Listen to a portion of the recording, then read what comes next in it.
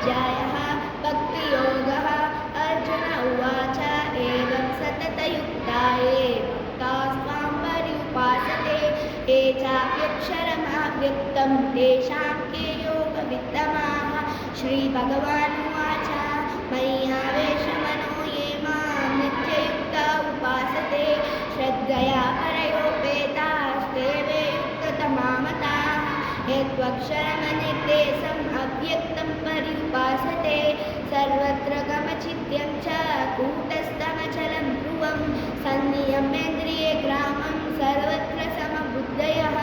ते प्राप्नुवन्ति मामेव सर्वभूतैते रताः। क्लेशोऽधिकरस्तेषाम् अव्यक्तासक्तचेतसाम् अव्यक्ता हि गतिर्दुःखं देहवद्भिरवाप्यते ये तु सर्वाणि कर्माणि मयि सन्न्यस्य मत्पराः अनन्येनैव योगेन मां ध्यायन्तः उपासते तेषामां समुद्धृता मृत्युसंसारसागरात् भवामि न चिरात् पार्थ मय्यावेशितचेतसां मय्येव मन आदत्स्व मयि बुद्धिं निवेशय निवसिष्यसि मय्येव अत ऊर्ध्वं न संशयः अत चित्तं समादातुं न शक्नोषि मयि स्थिरम् अभ्यासयोगेन ततो मा विचाट्यं धनञ्जय अतैतादभ्यसक्तोऽसि कर्तुं मद्योगमाश्रिताः सर्वकर्मफलत्यागं तथा कुरु यथात्मवान् श्रेयो हि ज्ञानमाभ्यासात् ज्ञानाध्यानं विशिष्यते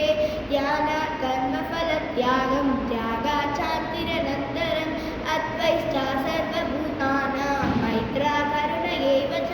निर्ममो निरहङ्कारः समा दुःखसुखाक्षभिः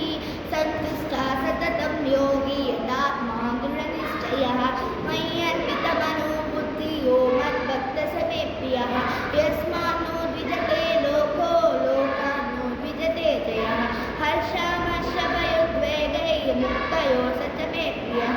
अनपेक्षा सुदीर्घक्षा उदासीनो गतव्यतः सर्वारम्भपरित्यागी यो मद्भक्तः स मे प्रियः यस्मान्नो द्विजते लोको लोकान्नो द्विजते जयः हर्षमर्षभयोद्वेगैर्मुक्तयो स च मे प्रियः यो न हृष्यति न द्वेष्टि न शोचति न काङ्क्षति शुभाशुभपरित्यागी यो मद्भक्तः स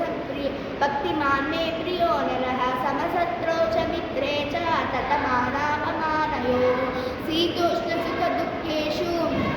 समसङ्गविवर्जितः तुल्यनिन्दास्तुतिर्मौनी सन्तुष्टो येन केनचित् अनिकेता स्थिरमतिः भक्तिमान् मे प्रियो नरः एतु द्रव्यामृतमिदं यदा त्वं पर्युपासते श्रद्धदाना मत्परमा भक्तास्तेतीव मे प्रियाः। ॐ तत्सदिति श्रीमद्भगवद्गीतासु उपनिषत्सु ब्रह्मविद्यायां योगशास्त्रे श्रीकृष्णार्जुनसंवादे भक्तियोगो नाम्ना द्वादशोऽध्यायः।